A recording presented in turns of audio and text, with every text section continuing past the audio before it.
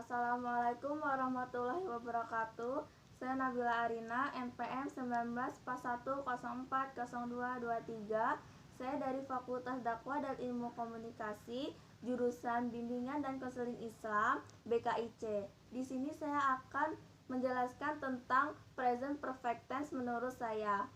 Jadi, present perfect tense itu adalah suatu bentuk kata kerja yang digunakan untuk menyatakan suatu aksi atau situasi yang telah dimulai di masa lalu dan masih berkelanjut hingga sekarang. Kemudian, present perfect tense dibentuk dengan auxiliary verb have atau has dan past participle verb 3. Have itu berpasangan dengan subjek Ayu Dewi, sedangkan has berpasangan dengan subjek he, she, it. Selanjutnya, rumus bentuk kalimat positif dan contoh kalimatnya.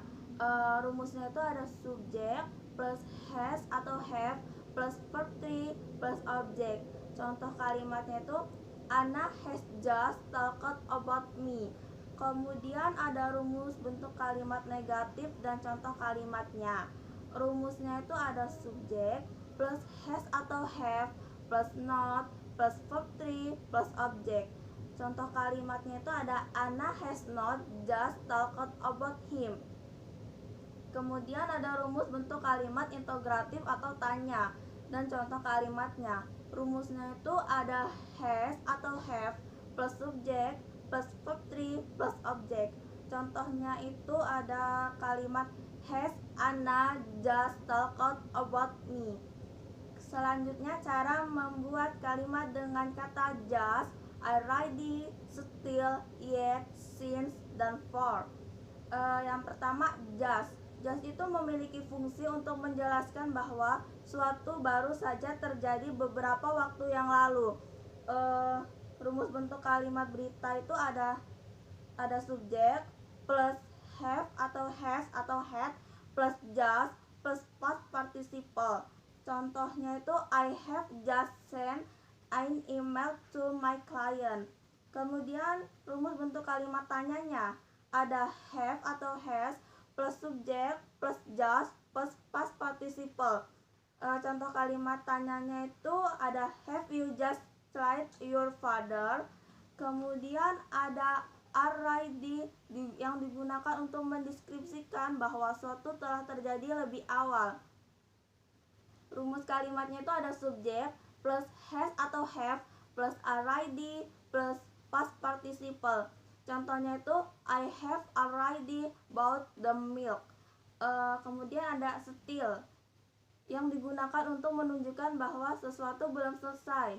Rumus kalimatnya itu ada subjek plus still plus have not plus atau has not plus past participle.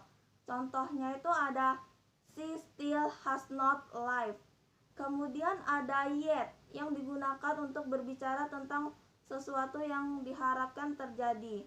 Rumus kalimat tanyanya itu ada has atau have plus subjek plus past participle plus yet.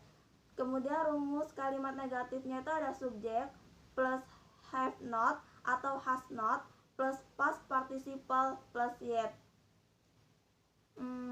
Contohnya itu ada have you tried the dress yet? Itu contoh kalimat tanyanya. Kemudian contoh kalimat negatifnya itu ada I have not had dinner yet.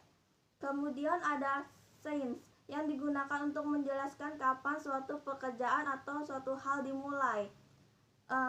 Since itu dibagi menjadi dua, yaitu since dalam simple perfect tense, kemudian since dalam present perfect continuous tense.